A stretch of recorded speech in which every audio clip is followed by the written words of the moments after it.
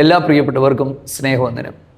കുഞ്ഞുങ്ങളുടെ ബൈബിൾ വായനയും പഠനവും ഫലപ്രദമായിട്ട് നടത്താനായിട്ടുള്ള ലളിതമായ 5 മാർഗങ്ങൾ നമ്മൾ ചിന്തിക്കുവാനായിട്ട് പോവുകയാണ്. ഈ 5 മാർഗങ്ങളിലേക്ക് പോകുന്നതിന് മുമ്പ് 2 കാര്യങ്ങൾ നമ്മൾ മനസ്സിലാക്കണം. അതിലൊന്ന്, ബൈബിൾ വായനയോടുള്ള ഇഷ്ടം കുഞ്ഞുങ്ങളിൽ വളർത്തിയെടുക്കുക എന്നുള്ളതാണ്. അതിന് നമുക്ക് എന്തൊക്കെ ചെയ്യാനായിട്ട് പറ്റും? അതിന് സഹായകമായ ഒരു കാര്യം ഞാൻ നിങ്ങളെ കാണിച്ചു തരാം. ഇത് എൻ്റെ കയ്യിലിരിക്കുന്ന മൈ ഫസ്റ്റ് ഹാൻഡി ബൈബിൾ എന്ന് പറയുന്ന ബൈബിൾ സൊസൈറ്റി ഓഫ് ഇന്ത്യയുടെ ഒരു ബൈബിളാണ്, ഒരു കുഞ്ഞു ബൈബിളാണത്. അത് ഒത്തിരി പ്രയോജനപ്പെടും. എന്താണത്? എൻ്റെ കാര്യങ്ങൾ ഞാൻ പറയാം. അതെവിടെ കിട്ടും, അതിൻ്റെ വില എന്തൊക്കെയാണ് എന്നുള്ളത്. രണ്ടാമത്തേത്, മാതാപിതാക്കൾ അവരുടെ ഉത്തരവാദിത്തത്തെ തിരിച്ചറിയുക. അതായത് കുഞ്ഞുങ്ങളുടെ ദൈവവചന ധ്യാനത്തിലും പഠനത്തിലും മാതാപിതാക്കൾക്ക്, പ്രത്യേകിച്ച് എൻ്റെ ചിന്തയിൽ അമ്മമാർക്ക് ഭയങ്കരമായിട്ടുള്ള ഒരു റോളുണ്ട്. അതൊന്ന് മനസ്സിലാക്കിയിരിക്കുക. അത് ഞാൻ ഇന്നത്തെ നമ്മുടെ ഈ ഒരു വീഡിയോയിൽ ആ കാര്യങ്ങൾ നിങ്ങളുമായിട്ടൊന്ന് സംസാരിക്കുവാനായിട്ട് ആഗ്രഹിക്കുകയാണ്. കുറച്ച് ദിവസങ്ങളായിട്ട് കുറച്ചധികം മാതാപിതാക്കന്മാർ മെസ്സേജ് അയച്ചിട്ട് എന്നോട് ചോദിച്ചു, അമ്മമാരാണ് മെസ്സേജ് അയച്ചിട്ട് ചോദിച്ചു, കുഞ്ഞുങ്ങളെ എങ്ങനെ ബൈബിൾ പഠിപ്പിക്കാനായിട്ട് പറ്റും, അതിനെന്താണ് ചെയ്യേണ്ടുന്നത്? അതിനാണ് ഞാൻ പറഞ്ഞത് ഏറ്റവും പ്രധാനപ്പെട്ടമായ ഒരു കാര്യം, അവർക്ക് ബൈബിളിനോടുള്ള ഇഷ്ടം വളർത്തിയെടുക്കുക എന്നുള്ളതാണ്.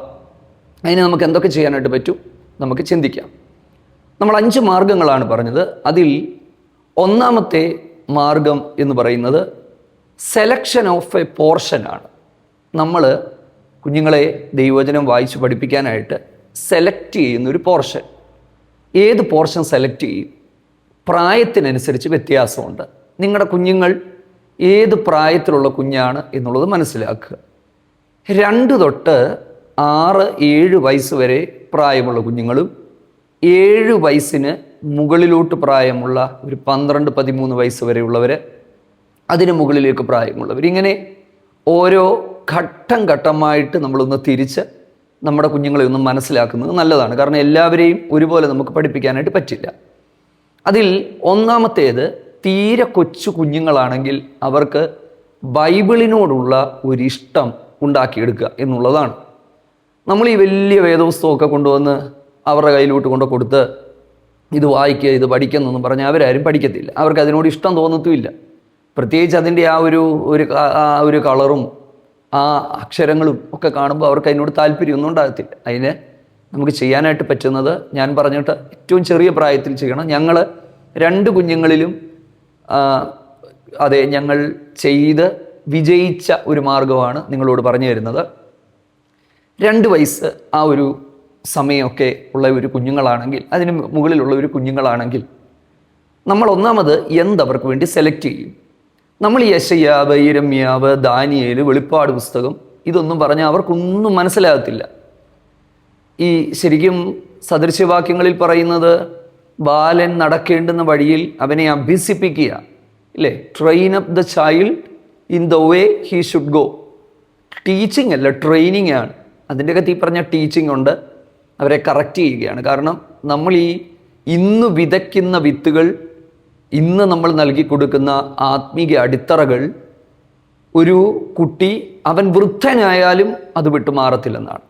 തിമോത്തിയോസിനെ കുറിച്ചൊക്കെ പറയുന്നത്, ബാല്യം മുതൽ നീ പഠിച്ചതിൽ അറിഞ്ഞതിലൊക്കെ നിലനിൽക്കാന്ന്. അപ്പം ഈ ഒരു ബാല്യകാലത്ത് നമ്മൾ ചെയ്യേണ്ടുന്ന നമ്മുടെ ഒരു വലിയ ഉത്തരവാദിത്വമുണ്ട്. നമ്മളത് മനസ്സിലാക്കണം. ഈ ഒരു 1.5 വയസ്സ് 2 വയസ്സാകുമ്പോൾ തൊട്ട് കുഞ്ഞുങ്ങളെ അമ്മമാർ വാക്യം പറഞ്ഞ് പഠിപ്പിക്കാറുണ്ട്. അവരത് വന്ന് പറയാറുണ്ട്. ഏറ്റവും ചെറിയ കുഞ്ഞുങ്ങൾ, ഒരു 2 വയസ്സ് തൊട്ടൊക്കെയുള്ള പ്രായത്തിലേക്ക് വരുന്ന കുഞ്ഞുങ്ങൾ, നമ്മൾ ഒരിക്കലും വായിക്കുന്നതല്ല, അല്ലെങ്കിൽ നമ്മൾ അവരോട് വായിക്കുകയോ വായിച്ച് കേൾപ്പിക്കുകയോ ഒന്നും ചെയ്താൽ അവർക്ക് എത്രത്തോളം മനസ്സിലാകുമെന്ന് അറിയത്തില്ല. അവർ ഏറ്റവും അധികം ഒബ്സർവേഷനാണ്. അവർ കണ്ണുകൊണ്ട് കാണുന്നു, അവർ കാതുകൊണ്ട് കേൾക്കുന്നു, നമ്മൾ എന്ത് ചെയ്യുന്നു അതാണ് അവർ പകർത്തുന്നത്. അപ്പം ആ സമയത്ത് 2 വയസ്സ് തൊട്ട് 6 വയസ്സ് വരെയുള്ള കുഞ്ഞുങ്ങൾക്ക് ഉപയോഗിക്കാൻ പറ്റുന്ന ഒരു ബൈബിളാണ് എൻ്റെ കയ്യിലിരിക്കുന്ന മൈ ഫസ്റ്റ് ഹാൻഡി ബൈബിൾ എന്ന് പറയുന്ന ബൈബിൾ സൊസൈറ്റി ഓഫ് ഇന്ത്യയുടെ ബൈബിൾ. ഈ ബൈബിള് എൻ്റെ മകൾക്ക് വേണ്ടി വാങ്ങിയതാണ്. ഒരുമാതിരി എല്ലാ ബുക്ക് സ്റ്റോളുകളിലും ബൈബിൾ ബുക്ക് സ്റ്റോളുകളിലും നിങ്ങൾക്കിത് കിട്ടും. ഇത് ബൈബിൾ സൊസൈറ്റി ഓഫ് ഇന്ത്യയുടെ ഒരു നല്ല ബൈബിളാണ്. ഇതിൻ്റെ വില വരുന്നത് എനിക്ക് തോന്നുന്നു ഏകദേശം ഒരു 450 രൂപയോളം വരും. ഇതാദ്യമായിട്ട് ഇത് വാങ്ങിക്കൊടുക്കുന്നത് എൻ്റെ മകനാണ്. എൻ്റെ വൈഫാണ് ആ മോൻ അത് മേടിച്ച് അവനൊരു ഗിഫ്റ്റായിട്ട് കൊടുത്തത്. വളരെ അമൂല്യമായ ഒരു ഗിഫ്റ്റായിട്ട് കൊടുത്തു. കുഞ്ഞുങ്ങൾ ഇത് ഇഷ്ടപ്പെടും. ഇത് പിടിച്ചുകൊണ്ട് പോകാനും അതിൻ്റെ അകത്ത് കുറച്ച് ചിത്രങ്ങളുണ്ട്. ബൈബിളിലെ സ്റ്റോറീസൊക്കെ നിങ്ങൾക്ക് ഇതിൻ്റെ അകത്ത് കാണാനായിട്ട് പറ്റും. ഒരുമാതിരിപ്പെട്ട ബൈബിളിലെ എല്ലാ കഥകളും അതിൻ്റെ അകത്തുണ്ട്. നോഹയുടെ പെട്ടകത്തിൻ്റെ കാര്യവും വോൾ ഓഫ് ജെറീക്കോ, അങ്ങനെ എല്ലാ കാര്യവും നമുക്ക് ഇതിൻ്റെ അകത്ത് കാണാനായിട്ട് പറ്റും. അപ്പോൾ വളരെ നല്ലതാണ്. കുറേ പിക്ചേഴ്സൊക്കെ ഉണ്ട്. അപ്പോൾ കുഞ്ഞുങ്ങളുടെ മനസ്സിൽ പെട്ടെന്ന് നിൽക്കും. അപ്പോൾ ഒന്നാമത്തേത്, ഇങ്ങനത്തെ ഒരു ബൈബിള് അവർക്ക് നൽകി കൊടുത്ത് ഇത് നിങ്ങളുടെ സ്വന്തമാണെന്ന് അവരെ പറഞ്ഞൊന്ന് മനസ്സിലാക്കുക. അവർക്കിതിനോടൊരു ഇഷ്ടം തോന്നിക്കുക എന്നുള്ളതാണ്. അതിനുശേഷം ബൈബിളിലെ ചെറിയ ഒരു ഭാഗം നമ്മൾ തിരഞ്ഞെടുക്കുക. കൊച്ചു കുഞ്ഞുങ്ങളാണെങ്കിൽ സങ്കീർത്തനം മതി, അല്ലെങ്കിൽ സുവിശേഷ പുസ്തകത്തിലെ ഏതെങ്കിലും ചെറിയ കഥകൾ, സദൃശവാക്യത്തിലെ 1-2 വാക്യങ്ങൾ, അങ്ങനെ സെലക്ട് ചെയ്ത ഭാഗങ്ങൾ എടുക്കുക. അത് നമ്മൾ സെലക്ട് ചെയ്യുക എന്ന് പറയുന്നത് വളരെ പ്രധാനപ്പെട്ട ഒരു കാര്യമാണ്. ഓരോ പ്രായത്തിലുള്ളവർക്ക് വേണ്ടി ഏത് സെലക്ട് ചെയ്യണോ എന്നുള്ളത് നമ്മുടെ വിവേകത്തിനനുസരിച്ചിരിക്കും. ഒരു 6 വയസ്സ് കഴിയുമ്പോൾ തൊട്ട് കുറച്ചുകൂടെ നല്ല ബൈബിള് നമ്മൾ കുഞ്ഞുങ്ങൾക്ക് മേടിച്ചു കൊടുക്കുക. 6-7 വയസ്സാകുമ്പോൾ ഇംഗ്ലീഷ് ആണെങ്കിൽ ഗുഡ് ന്യൂസ് ബൈബിളുകളുണ്ട്. മലയാളത്തിലാണെങ്കിൽ കുറച്ച് കളർഫുള്ളായിട്ടുള്ള, ഈ പ്രായമുള്ളവരുടെ കയ്യിലിരിക്കുന്ന ഈ വലിയ ബൈബിളൊക്കെ ഒഴിവാക്കി കുഞ്ഞുങ്ങൾക്കുള്ള അട്രാക്റ്റീവ് കളറിൽ ഇഷ്ടംപോലെ ബൈബിളുകൾ അവൈലബിൾ ആണ്. അങ്ങനെ ഒരു ബൈബിള് അവർക്ക് ബർത്ത്ഡേ ഗിഫ്റ്റായിട്ടോ അവർക്കൊരു സമ്മാനമായിട്ടോ അവർക്കത് കവറിലൊക്കെ പൊതിഞ്ഞ് അവർക്ക് കൊടുക്കുക. പ്രാർത്ഥനയ്ക്കൊക്കെ പോകുമ്പോൾ നിങ്ങളുടെ ബൈബിള് നിങ്ങൾ സൂക്ഷിക്കാനും അതെടുത്ത് വെച്ച് വായിക്കാനും ഒക്കെ അവരോട് പറയുക. അങ്ങനെ അതിനോട് പതിയുള്ളൊരു ഇഷ്ടം നമ്മൾ അവരിൽ വളർത്തിയെടുക്കുക എന്നുള്ളതാണ്. എന്തായാലും ഒരു കാര്യം ഉറപ്പ് പറയാം, ബൈബിള് മലയാളമാകട്ടെ ഇംഗ്ലീഷ് ആകട്ടെ ഏറ്റവും നന്നായിട്ട് അവർക്ക് ലാംഗ്വേജ് കിട്ടാനായിട്ട് മലയാള ഭാഷ വായിച്ച് പഠിക്കാൻ ഏറ്റവും നല്ലതും ബൈബിളാണ്. ബൈബിൾ കുഞ്ഞുങ്ങൾ വായിച്ച് പഠിച്ചാൽ ഒരു 4-ാം ക്ലാസ് 5-ാം ക്ലാസ് ആകുമ്പോഴത്തേക്ക് അവർ മലയാളം നന്നായി വായിക്കുന്നവരായി മാറും. എൻ്റെ മോന് 4-ാം ക്ലാസ് തൊട്ടവന് ബൈബിള് ഏത് പുസ്തകങ്ങൾ പറഞ്ഞാലും എടുക്കും. അതിനൊരു കാരണം കൂടെ പറഞ്ഞു തരാം എന്താണെന്നുള്ളത്.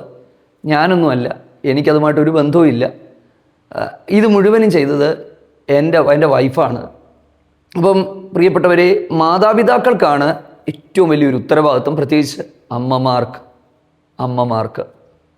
അമ്മ അടുത്തില്ലാത്തവരാണെങ്കിൽ അപ്പന്മാരെ കൊണ്ട് എത്രയും ചെയ്യാൻ പറ്റുമെന്ന് എനിക്കറിയില്ല. അമ്മമാർക്ക് ഇതിൻ്റെ അകത്ത് ഒരു വലിയ പങ്കാണുള്ളത്. അപ്പം ഒന്ന് സെലക്ട് ചെയ്യുക. അപ്പം നമ്മൾ തീരുമാനിക്കണം ഏത് എൻ്റെ കുഞ്ഞിനെ പഠിപ്പിക്കണം എന്നുള്ളത്. ഇതിനു വേണ്ടിയുള്ള സമയം, ഏത് സമയത്താണ് ഇത് നമ്മൾ സെലക്ട് ചെയ്യേണ്ടത്? ഏറ്റവും നല്ല സമയം കുടുംബ പ്രാർത്ഥനയുണ്ടെങ്കിൽ അതിനോട് ബന്ധപ്പെട്ട സമയമാകാം. അവധി ദിവസങ്ങളാണെങ്കിൽ രാവിലെ 10-15 മിനിറ്റ് കുഞ്ഞുങ്ങളോടൊപ്പം സമയം ചെലവഴിക്കാനുണ്ടെങ്കിൽ അവരോടൊപ്പം സമയം ചെലവഴിക്കുക. എന്തായാലും ഒരുപാട് ഭാഗങ്ങൾ വേണ്ട. ഒത്തിരി കൊടുത്താൽ അവർക്കത് ബോറിംഗായിട്ട് മാറും. 5 മിനിറ്റോ 8 മിനിറ്റോ അവരെ വിളിച്ചിരുത്തി ഒരു ബൈബിളിൻ്റെ ഒരു ഭാഗം എടുക്കുക. അവരുടെ കയ്യിൽ ഈ കുഞ്ഞു ബൈബിൾ ഉണ്ടെങ്കിൽ ആ ബൈബിൾ എടുക്കാനായിട്ട് പറയുക. കുറച്ചുകൂടെ പ്രായമുള്ള ഒരു 10 വയസ്സിന് മുകളിലേക്ക് പ്രായമുള്ള ഒരാളാണെങ്കിൽ അവരുടെ ബൈബിൾ എടുക്കാനായിട്ട് പറയുക. അത് എടുക്കുക.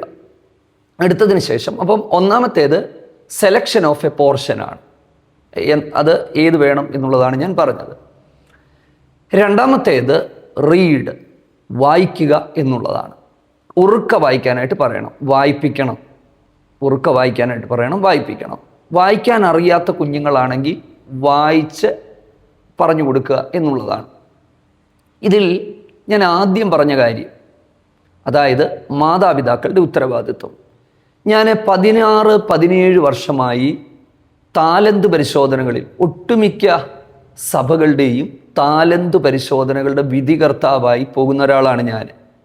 അതുകൊണ്ട് തന്നെ നന്നായി പെർഫോം ചെയ്യുന്ന ഒത്തിരി കുഞ്ഞുങ്ങളെ ഞാൻ ശ്രദ്ധിക്കുമ്പോൾ ഏറ്റവും കൂടുതൽ അവർക്ക് കഴിവുണ്ടെന്നുള്ളതല്ല, അവരുടെ കഴിവുകളെ കണ്ടെത്തി പുറത്തു കൊണ്ടുവരാൻ സഹായിക്കുന്നത് അവരുടെ അമ്മമാരാണ്. ഈ വാക്യമത്സരങ്ങളൊക്കെ നടക്കും. 80-90 വാക്യങ്ങൾ 15-20 മിനിറ്റ് കൊണ്ട് എഴുതുന്ന കുഞ്ഞുങ്ങളുണ്ട്. അവരെ അമ്മമാർ പുറകിലിരുത്തി പറഞ്ഞു കൊടുത്ത് അവരെ കൊണ്ട് എഴുതിപ്പിക്കുന്നത് നമുക്ക് കാണാൻ പറ്റും. കണ്ടോ, അവരുടെ ശരിക്കുള്ള ഒരു മോട്ടിവേഷൻ എന്ന് പറയുന്നത് അപ്പനും അമ്മയുമാണ്. സൺഡേ സ്കൂൾ എക്സാമുകളുടെയൊക്കെ സ്റ്റേറ്റ് എക്സാമുകളിൽ മാതാപിതാക്കൾക്കാണ് കുഞ്ഞുങ്ങളെക്കാട്ടി ടെൻഷൻ. അവരാണ് ഇതെല്ലാം പഠിപ്പിക്കുന്നത്. നോക്കിക്കേ, അപ്പം മാതാപിതാക്കൾക്ക് വലിയൊരു ഉത്തരവാദിത്വം ഉണ്ട്. ശരിക്കും മോശയുടെ അമ്മ മോശയെ ഒരു ഡിവൈൻ ചൈൽഡായിട്ട് കണ്ടതുപോലെ ഒരു അമ്മയ്ക്കോ അപ്പനോ കുഞ്ഞുങ്ങളെ എപ്പോൾ അവരിൽ ഒരു ദൈവികത കണ്ടെത്താനായിട്ട് പറ്റുന്നോ അന്നേരം മുതൽ ആ കുടുംബത്തിൻ്റെ അകത്ത് മാറ്റങ്ങൾ ഉണ്ടാകും. ഇപ്പം രണ്ടാമത്തേത് വായിക്കുക എന്നുള്ളതാണ്. അത് 8 വയസ്സിന് മുകളിലോട്ട് പ്രായമുള്ളവരാണെങ്കിൽ അവരോട് വായിക്കാനായിട്ട് ആവശ്യപ്പെടുക. ഒരുപാട് ഭാഗങ്ങൾ വേണ്ട, വളരെ കുറച്ച് ഭാഗങ്ങൾ മാത്രം മതി. വായിച്ചതിന് ശേഷം മൂന്നാമത്തെ ഭാഗമെന്ന് പറയുന്നത് അതിൻ്റെ അർത്ഥം അവർക്ക് പറഞ്ഞു കൊടുക്കുക. രണ്ടാമത്തേത് വായിക്കുക, മൂന്നാമത്തേത് അർത്ഥം പറഞ്ഞു കൊടുക്കുക. അർത്ഥം പറഞ്ഞു കൊടുക്കുമ്പം ചോദ്യങ്ങൾ ചോദിക്കുക. ശരിക്കും ഒരു ഡിസ്കഷനായിട്ട് പോകണം. അങ്ങോട്ടും ഇങ്ങോട്ടുമുള്ള വായിച്ചതിൽ നിന്ന് എന്ത് മനസ്സിലായി, അതിൻ്റെ അർത്ഥം എന്തായി. ഇപ്പം യഹോവ എൻ്റെ ഇടയനാകുന്നു. ഇടയന്മാരെ നിങ്ങൾ കണ്ടിട്ടുണ്ടോ? മോൻ കണ്ടിട്ടുണ്ടോ? അപ്പം ഇടയന്മാരെ കുറിച്ച് പറഞ്ഞു കൊടുക്കുക. ഇടയനായ കർത്താവിനെ കുറിച്ച് പറഞ്ഞു കൊടുക്കുക. നീ അതിൽ നിന്ന് എന്ത് മനസ്സിലാക്കി? ഇടയനും ആടുകളും തമ്മിലുള്ള ബന്ധം പറഞ്ഞു കൊടുക്കുക. അടുത്തത് നമ്മുടെ നിത്യജീവിതത്തിലേക്ക് നമുക്കതെങ്ങനെ അപ്ലൈ ചെയ്യാനായിട്ട് പറ്റും എന്ന് അവരോട് പറഞ്ഞു കൊടുക്കുക. നമ്മുടെ ജീവിതവുമായിട്ട് അതെങ്ങനെ റിലേറ്റ് ചെയ്യാനായിട്ട് പറ്റും, ഇങ്ങനെ പറഞ്ഞു കൊടുക്കുക. ഞാൻ കുവൈറ്റിൽ ചെന്നപ്പം അവിടെ ഞാൻ ഒരു സ്ഥലത്ത് വെച്ച് ഞാൻ കണ്ട ഒരു കാഴ്ചയെന്ന് പറയുന്നത്, രാവിലെ ഞാനൊരു വീട്ടിലേക്ക് ചെന്നപ്പോൾ അവിടെ ഒരു ദൈവദാസൻ്റെ കുടുംബമാണ്. ആ ദൈവദാസൻ്റെ കുഞ്ഞുങ്ങൾ ഒരു പായിട്ട് അവരെഴുന്നേറ്റ് വന്ന് ഒരു 10 മിനിറ്റ് ഒരു ബുക്കും പേപ്പറും ബൈബിളുമായിട്ട് കട്ടിലിൻ്റെ സൈഡിലിരിക്കുന്നു. ഞാൻ ചോദിച്ചു, ഇതെന്താ സംഭവം? അപ്പോൾ പറഞ്ഞു, അവധി ദിവസങ്ങളിൽ അവരെ കൊണ്ട് ചെയ്യിക്കുന്ന ഒരു കാര്യമാണ്. രാവിലെ എഴുന്നേറ്റ് വരുമ്പം പ്രാർത്ഥിക്കുക, എന്നിട്ട് ബൈബിളിൻ്റെ ഒരു പോർഷൻ വായിക്കുക, വായിച്ച ഭാഗങ്ങൾ മനസ്സിലാക്കുക, അതിൽ നിന്ന് എന്തെല്ലാം മനസ്സിലായി എന്നുള്ളത് ഒരു ബുക്കിൻ്റെ പേജിൽ എഴുതി കാണിക്കണം. 10 മിനിറ്റാണ് സമയം. അപ്പം പാസ്റ്റർ ആയതുകൊണ്ട് ക്വസ്റ്റ്യൻസ് ചോദിക്കും. ഈ വായിച്ചതിൽ നിന്ന് ക്വസ്റ്റ്യൻസ് ചോദിക്കും, അതിന് ഉത്തരം പറയണം. എനിക്ക് ഒത്തിരി നല്ലതായിട്ടത് തോന്നി. ഓക്കെ, അപ്പം ക്ലാസ്സിൽ ഈ ഹോംവർക്കൊക്കെ കൊടുക്കുന്നത് പോലെ ഓരോരുത്തർ ഓരോ രീതിയിലാണ് കാര്യങ്ങൾ ചെയ്യുന്നത്. ഇതൊക്കെ നല്ല മാർഗങ്ങളാണ്. മൂന്നാമത്തെ ഭാഗം എന്ന് പറയുന്നത് ഞാൻ ഈ പറഞ്ഞ ചോദ്യങ്ങൾ ചോദിക്കുക, അർത്ഥം പറഞ്ഞു കൊടുക്കുക. തീരെ കൊച്ചു കുഞ്ഞുങ്ങളാണെങ്കിൽ നമ്മൾ അതിൻ്റെ ചെറിയ അർത്ഥങ്ങൾ അവർക്ക് പറഞ്ഞു കൊടുക്കുക എന്നുള്ളതാണ്. നാലാമത്തേത് ബൈബിൾ വാക്യങ്ങൾ അവരെ കൊണ്ട് മനഃപ്പാഠമാക്കുക എന്നുള്ളതാണ്. ഹൃദയസ്ഥമാക്കുക, മനഃപ്പാഠമാക്കുക എന്നുള്ളതാണ് നാലാമത്തേത്. ഇത് നമുക്കൊരു 1.5-2 വയസ്സ് തൊട്ട് നമുക്കിത് ചെയ്യാനായിട്ട് പറ്റും. ചെറിയ ചെറിയ ഭാഗങ്ങൾ അവരെ കൊണ്ട് മനഃപ്പാഠമാക്കുക എന്നുള്ളതാണ്. പ്രിയപ്പെട്ടവരെ, ഞാൻ ഇതിൻ്റെ അകത്ത് നിന്നുകൊണ്ട് ഒരു കാര്യം നിങ്ങളോട് പറയാം. നമ്മൾ പഠിപ്പിക്കുന്ന പോലെ ഇരിക്കും നമ്മുടെ കുഞ്ഞുങ്ങൾ പഠിക്കുന്നത് ഒരു പരിധി വരെ. കാരണം ഒരു കുഞ്ഞുണ്ടായി, എനിക്ക് 2 കുഞ്ഞുങ്ങളുണ്ട്. ആ 2 കുഞ്ഞുങ്ങളുടെ ജനനം മുതലുള്ള എൻ്റെ എക്സ്പീരിയൻസ് കൂടെ വെച്ചിട്ടാണ് ഞാൻ നിങ്ങളോട് ഇത് പറയുന്നത്. ഈ കുഞ്ഞുങ്ങൾ വന്ന് അവരെ ഒരു 7 മാസം 8 മാസം തൊട്ടൊക്കെ കുഞ്ഞുങ്ങൾ സംസാരിച്ചു തുടങ്ങും. ചില കുഞ്ഞുങ്ങളാണെങ്കിൽ കുറച്ചുകൂടെ ലേറ്റായിട്ടായിരിക്കാം. എന്തായാലും അവരാദ്യം യേശുവേ കർത്താവേ എന്നൊന്നും വിളിച്ചല്ല സംസാരിച്ചു തുടങ്ങുന്നത്. അവർ അമ്മേ എന്നൊക്കെയാണ്. ചിലർ പപ്പായിക്ക് വരെ മച്ചാച്ച അങ്ങനെയൊക്കെ വിളിക്കുന്ന കുഞ്ഞുങ്ങളുണ്ട്. എന്താണ് ഈ കുഞ്ഞുങ്ങൾ ഈ സംസാരിക്കുന്നത്? കുഞ്ഞുങ്ങൾ സംസാരിക്കുന്നത് അവരുടെ അമ്മയിൽ നിന്ന്, അല്ലെ അവരെ വളർത്തുന്നവരിൽ നിന്ന് കേൾക്കുന്ന വാക്കുകൾ മനസ്സിലാക്കിയിട്ടാണ് അവർ സംസാരിക്കുന്നത്. ഒരു കുഞ്ഞിനെ ഒരമ്മ മടിയിലേക്ക് എടുത്തു വെച്ച് അതിൻ്റെ കണ്ണിലേക്ക് നോക്കി അമ്മ, പപ്പ ഇങ്ങനെ പറഞ്ഞു കൊടുക്കും. ഇത് നിരന്തരമായി കേട്ട കുഞ്ഞ് ആ വാക്കുകൾ മനസ്സിലാക്കി അമ്മ, പപ്പ. എൻ്റെ മോന് ആൻസി എന്നായിരുന്നു എൻ്റെ ഭാര്യയെ 2.5 വയസ്സ് വരെ വിളിച്ചുകൊണ്ടിരുന്നത്. ഞാൻ ആൻസി എന്ന് വിളിച്ചേ കേട്ട് അവന് ആൻസി എന്ന് പിന്നെ വിളിയായി. വേറൊരാളാണ് അത് നിർത്തിയത്. അപ്പം നോക്കിക്കേ, യേശുവേ, എൻ്റെ ദൈവമേ, എൻ്റെ കർത്താവേ എന്നൊന്നും ജനിച്ചു വീണ ഏതെങ്കിലും കുഞ്ഞുങ്ങൾ അങ്ങനെ പറഞ്ഞിട്ടുണ്ടോ? പറയത്തില്ല. എന്താ കാര്യം? കുഞ്ഞുങ്ങളെ നമ്മൾ എന്ത് പഠിപ്പിക്കുന്നു അവരതായിത്തീരും. അങ്ങനെയെങ്കിൽ നമ്മൾ ദൈവത്തിൻ്റെ വചനം കുഞ്ഞുങ്ങളെ പഠിപ്പിക്കുക, അവരെ അത് മനഃപ്പാടമാക്കുക, അവരെ കൊണ്ട് പറയിപ്പിക്കുക, അവരെ സൺഡേ സ്കൂളുകളിൽ അതുപോലെ ചെറിയ പ്രോഗ്രാമുകളിൽ അവരെ ഉത്സാഹിപ്പിക്കുക, അവരെ മോട്ടിവേറ്റ് ചെയ്യുക, അവർക്ക് ധൈര്യം പകർന്നു കൊടുക്കുക. പിന്നെ വാക്യങ്ങളൊക്കെ പഠിച്ച് അല്ലെങ്കിൽ ഒരു പുസ്തകം, ഒരു അധ്യായം പഠിച്ചു കഴിയുമ്പോഴത്തേക്ക് അവർക്ക് ചെറിയ ഗിഫ്റ്റുകൾ ഓഫർ ചെയ്യുക. ഇങ്ങനെയൊക്കെ പല കാര്യങ്ങളിലൂടെയാണ് മാതാപിതാക്കൾക്ക് കുഞ്ഞുങ്ങളെ പുറത്തേക്ക് കൊണ്ടുവരുവാനായിട്ട് പറ്റുന്നത്. കുറച്ചു മുമ്പ് ഞാൻ പറഞ്ഞതുപോലെ തിമോത്തിയോസിനോട് പറയുകയാണ് അല്ലേ, എഫേസ്യ ലേഖനം 6-ാം അധ്യായത്തിൻ്റെ 4-ാമത്തെ വാക്യത്തിൽ നമ്മൾ കാണുന്നത്, കുട്ടികളെ പത്യോപദേശത്തിലും ബാലശിക്ഷയിലുമൊക്കെ നമ്മൾ വളർത്തണം.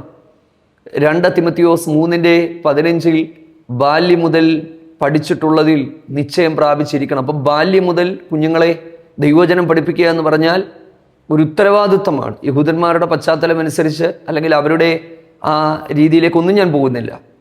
വളരെ ഏർലി ഏജിൽ അവർ സ്റ്റാർട്ട് ചെയ്യും. 10 വയസ്സൊക്കെ കഴിയുമ്പോഴത്തേക്ക് പഠനത്തിൻ്റെ രീതികൾ തന്നെ മാറും. അതിനെക്കുറിച്ച് മാത്രം വേണമെങ്കിൽ ആവശ്യമുണ്ടെങ്കിൽ യഹൂദന്മാരുടെ ദൈവവചന പഠനത്തിൻ്റെ രീതികളെക്കുറിച്ച് വേണമെങ്കിൽ ഒരു വീഡിയോ ചെയ്യാം. ആവർത്തന പുസ്തകം 6-ാം അധ്യായത്തിൻ്റെ 6-7 വാക്യങ്ങളിൽ നമ്മൾ കാണുന്നത്, നീ ഇരിക്കുമ്പോഴും നടക്കുമ്പോഴും കിടക്കുമ്പോഴും എല്ലാം നിന്റെ കുഞ്ഞിനോട് ദൈവത്തിൻ്റെ വചനത്തെക്കുറിച്ച് നിന്റെ മക്കളോട് നീ പറയണം. സങ്കീർത്തനങ്ങളിലൊക്കെ ഉണ്ട്, വരാൻ പോകുന്ന തലമുറയോട് നീ ദൈവത്തെക്കുറിച്ച് അറിയിക്കണം. അപ്പം ഇത് ചെറിയൊരു കാര്യമല്ല, വലിയൊരു ഉത്തരവാദിത്വമാണ്. ദൈവത്തിൻ്റെ വചനത്തെ അവരുടെ ഹൃദയത്തിൻ്റെ അകത്തേക്ക് പാകുക എന്നുള്ളതാണ്. അതിന് അവരെ അത് പഠിക്കാനായിട്ട് മോട്ടിവേറ്റ് ചെയ്യുക, എൻകറേജ് ചെയ്യുക, അതിനുള്ള സംവിധാനങ്ങൾ ഒരുക്കി കൊടുക്കുക എന്നുള്ളതാണ്. ഏറ്റവും ഒടുവിലേക്ക് വരുമ്പോൾ, 5-ാമത്തെ പോയിന്റിലേക്ക് വരുമ്പോൾ, ഈ ഒരു വചനം വെച്ച് പ്രാർത്ഥിക്കാനായിട്ട് അവരെ പ്രോത്സാഹിപ്പിക്കുക. അതെങ്ങനെയാണ് സാധിക്കുന്നത്? അതെ, ഇപ്പോൾ കുറച്ച് മുമ്പ് നമ്മൾ പറഞ്ഞു, സെലക്ഷൻ ഓഫ് പോർഷൻ, 2 റീഡ്, 3-ാമത്തേത് മെഡിറ്റേറ്റ്, 4-ാമത്തേത് ബൈ ഹാർട്ട് ചെയ്യുക, അതിനെ മനസ്സിലാക്കുക, 5-ാമത്തേത് ആ വാക്യം വെച്ച് പ്രാർത്ഥിക്കാനായിട്ട് അവരെ പഠിപ്പിക്കുക. അതെങ്ങനെയാണ് കഴിയുന്നത്? ഇപ്പം ഉദാഹരണത്തിന്, യഹോവ എൻ്റെ ഇടയനാകുന്നു, എനിക്ക് മുട്ടുണ്ടാകുകയില്ല. അപ്പം കുഞ്ഞുങ്ങളോട് അവരുടെ ആവശ്യത്തിലേക്ക് ഇതിനെ കൊണ്ടുവരാനായിട്ട് പറയും. എന്തായാലും കൊച്ചുകുട്ടികൾക്കും ഒരുപാട് ആവശ്യങ്ങളുണ്ടാകില്ല, ആഗ്രഹങ്ങളുണ്ടാകും. കളിപ്പാട്ടം വേണം, അത് വേണം, ഇത് വേണം എന്നുള്ള കാര്യങ്ങളെല്ലാം വേണം. ചോദിക്കണം, നമുക്ക് തന്നെ അറിയാം. അല്ലെങ്കിൽ കഴിഞ്ഞ ദിവസങ്ങളിലൊക്കെ നമ്മളോട് മക്കൾ ആവശ്യപ്പെട്ട കാര്യങ്ങൾ, ഇത് അവർ പറഞ്ഞ കാര്യങ്ങൾ, ആ പറഞ്ഞ കാര്യങ്ങൾ നമുക്കറിയാമല്ലോ. അല്ലെങ്കിൽ അവരോട് ചോദിക്കുക, മക്കളെ എന്തൊക്കെയാണ് നിങ്ങളുടെ ആവശ്യങ്ങൾ? ഈ വാക്യം വെച്ച് ആവശ്യങ്ങൾ ദൈവസന്നിധിയിൽ പ്രാർത്ഥിക്കാനായിട്ട് പഠിപ്പിക്കുക. എന്ത് സാധനവും വാങ്ങിക്കൊടുക്കുന്നതിന് മുമ്പ് ഒരു വാക്കെങ്കിലും പ്രാർത്ഥിച്ച് അവരെ ദൈവാശ്രയം പഠിപ്പിക്കാനായിട്ട് നമുക്ക് കഴിയണം.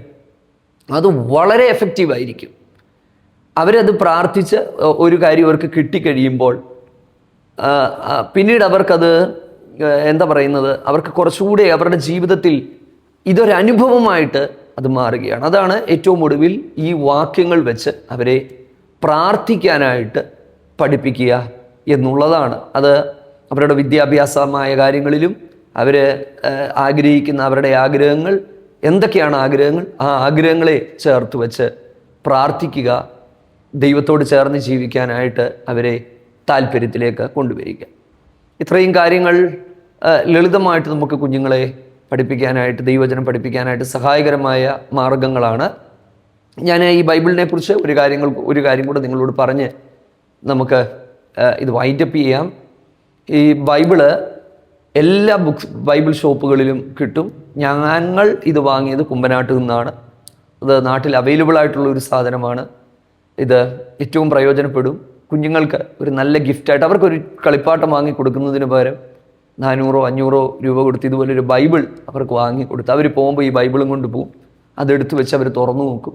ഇവർ പതിയെ പതിയെ ബൈബിൾ സ്റ്റോറീസ് എല്ലാം അവർ പഠിച്ച് അവർ ദൈവത്തിന് കൊള്ളാവുന്നവരായി അവർ മാറും. കർത്താവ് നിങ്ങളെല്ലാവരെയും സഹായിക്കട്ടെ. പ്രാർത്ഥിക്കാം.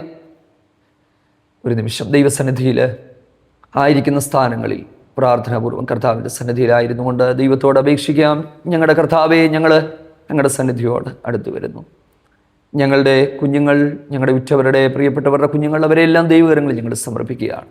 അവരെ ദൈവകൃപയിൽ വളർത്തുവാൻ കർത്താവ് ഞങ്ങൾക്ക് കൃപ നൽകണമേ. അവരുടെ ദൈവവചന പഠന സമയങ്ങൾ ഏറ്റവും കർത്താവെ നന്നായി ചെയ്യുവാൻ തക്കവണ്ണം കർത്താവ് കൃപ നൽകണമേ. അവരെയൊക്കെ അനുഗ്രഹിക്കണമേ. ഇന്ന് അവരുടെ ഉള്ളിൽ വീഴുന്ന വിത്തുകൾ നാളെ ദൈവരാജ്യത്തിൻ്റെ വിസ്തൃതിക്ക് കർത്താവ് അത് കാരണമാക്കി തീർക്കുമെന്ന് ഞങ്ങൾ വിശ്വസിക്കുന്നു. അനുഗ്രഹിച്ച് പ്രാർത്ഥിക്കുന്നു ഞങ്ങളുടെ ജനത്തെ യേശു ക്രിസ്തുവിൻ നാമത്തിൽ തന്നെ. ആമേൻ. God bless U.